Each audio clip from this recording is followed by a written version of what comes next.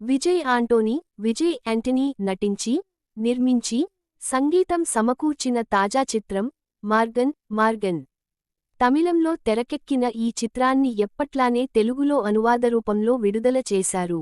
Mystery థ్రిల్లర్గా తెరకెక్కిన ఈ చిత్రం ప్రేక్షకుల్ని ఏమేరకు ఆకట్టుకుందో చూద్దాం. కథ: హైదరాబాద్ నగరంలో ఒక అమ్మాయిని కారు నలుపు రంగుకు మార్చి మరీ హతమార్చిన ఘటనను పేపర్లో చదివి ముంబై నుంచి సిటీకి వచ్చి investigation మొదలెడతాడు Vijay Antony.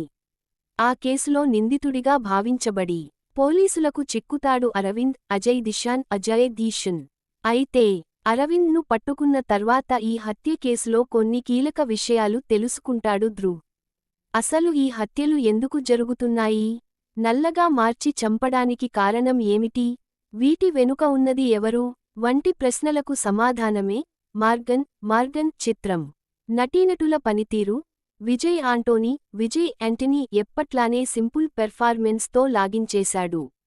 Serious scenes వరకు పర్వాలేదు కానీ మిగతా సన్నివేశాల్లో మాత్రం తేలిపోయాడు. అజయ్ దిశాన్ క్యారెక్టర్కి సరైన లాజిక్ లేకపోయినా నటుడిగా మాత్రం పర్వాలేదనిపించుకున్నాడు. అతడికి ఉన్న శక్తికి సరైన లాజికల్ వివరణ ఇచ్చి ఉంటే ఆడియన్స్ కనెక్ట్ అయ్యేవారు. కానిస్టేబుల్ పాత్రలో మహానది శంకర్ కాస్తంత నవ్వించే ప్రయత్నం చేశారు. బ్రిగిడ సాగా సీరియస్ పాత్రలో ఆకట్టుకుంది. ఇక కీలకమైన పాత్రలో శేశ్విత రాజు మంచి పెర్ఫార్మెన్స్తో అలరించింది. నిజానికి సినిమా మొత్తం ఈమె చుట్టూనే తిరుగుతుంది. డిఫరెంట్ షేడ్స్ ఉన్న పాత్రలో మంచి నటనతో బాగా ఎలివేట్ అయింది శేశ్విత.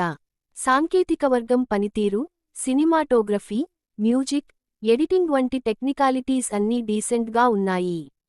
అయితే సినిమా మూల కథ ఎగ్జైటింగ్గా ఉన్నా ఆ కథను అల్లిన విధానం బోర్ కొట్టించగా, ఇక కథలోని చిక్కుముడులు విప్పిన విధానం సంతృప్తినివ్వలేకపోయింది.